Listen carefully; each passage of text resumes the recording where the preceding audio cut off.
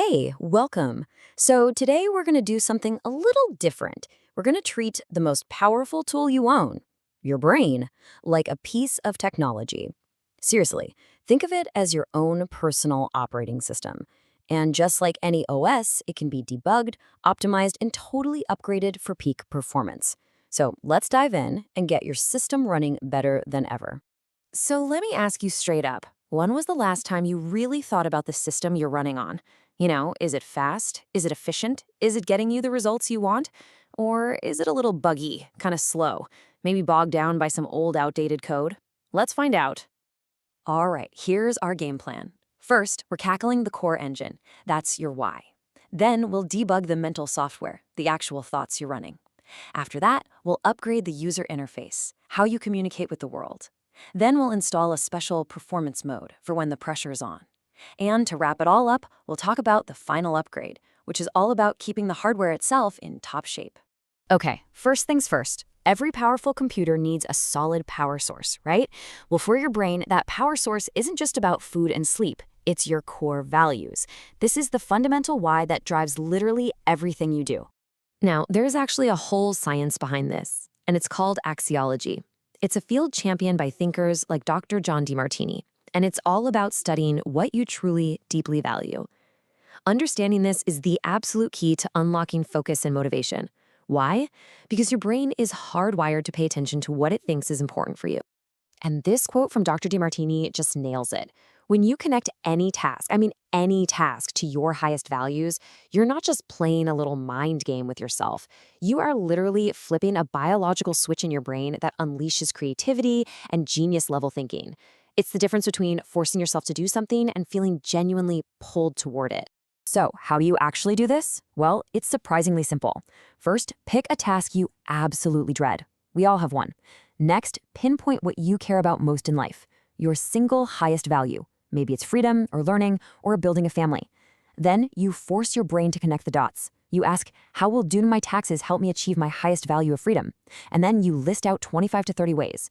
I know it sounds like a lot, but this exercise literally rewires that task from a miserable chore into a meaningful step forward.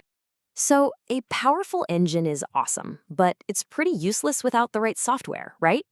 This brings us to the next layer, our mental software. This is the code you run all day long in your head, your internal questions, and your mental scripts. The amazing brain coach Jim Quick puts it perfectly. Questions are the answer. Just think about that for a second. Your brain is a supercomputer, and your thoughts are the programs it's running. The questions you ask yourself are basically the main search query. Your brain is designed to find answers, so it will go to work on whatever question you give it. So the real key here is the quality of your questions. If you ask a negative, dead-end question like, why can't I ever figure this out? Well, your brain will dutifully search for all the evidence to prove you're right.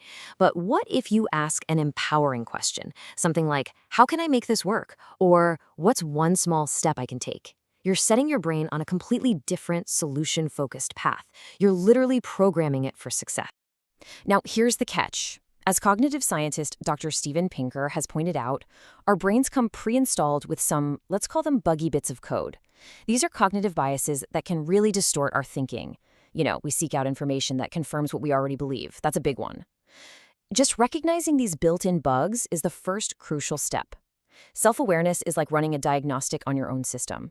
It lets you catch those flawed scripts before they execute, and that gives you the chance to rewrite them. Okay, so you've upgraded your core engine and you've started debugging your mental software. Fantastic. But now we got to think about the user interface. What good is the world's most powerful internal system if you can't effectively connect with the outside world? That is where communication comes in. And the stakes here are, well, they're massive. Get this. According to research cited by communications expert Bill McGaughan, bad communication cost businesses about $1.2 trillion every single year. That's trillion with a T. So yeah, this isn't just some fluffy, soft skill. It's a critical part of high performance. So how do we upgrade our communication? It all starts with understanding a basic principle of how memory works. This chart shows something called the primacy-recency effect, and it's a really simple rule. People remember the very first thing you say, and they remember the very last thing you say. Everything in the middle? Yeah, that's kind of a memory dead zone. So you can totally use this to your advantage. Here's the playbook. Structure your message like a great movie. Start strong with your second best point to really grab their attention. Then, save your absolute best point, your big finale, for the very end. That boring but necessary stuff, shove it in the middle. And if you can, wrap the whole thing in a story. This isn't just for big presentations, by the way. This works for emails, team meetings, even a tough conversation with a family member. All right, it's time to talk about engaging performance mode. This is all about how your mental OS handles those high-stress, high-demand situations without crashing.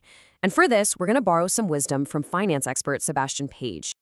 I love this quote because it just completely flips the script on burnout. It suggests the problem isn't always that we're doing too much, but that we're doing too little of what actually gives us meaning and energy.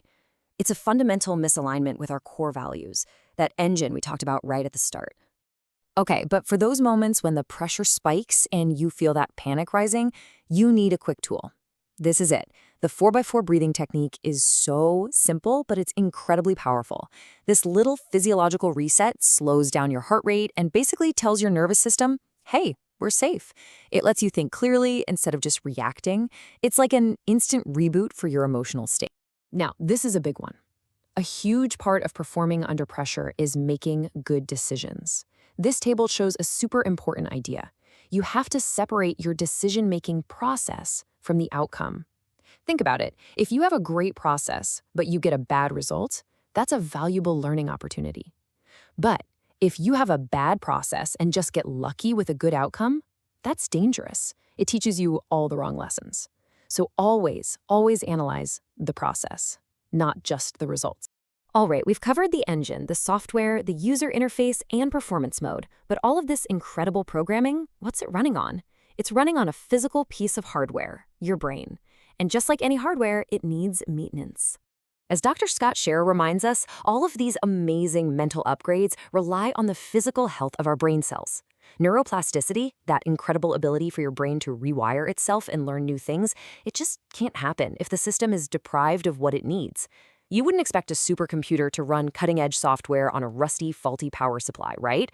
It's the same thing. Your diet, your sleep, your exercise, they aren't separate from your mental performance. They are the absolute foundation. So let's bring it all together. Here's your new, upgraded mental OS. It's got a core engine that's powered by what you value most. It's running software based on empowering, solution-focused questions. Its user interface communicates with memorable structure and clarity. And its performance mode helps you thrive under pressure and make smart decisions when it really counts. And there you have it. The installation is finished. The new OS is up and running. So the only question left is, with this new power, this new clarity, what are you going to do now?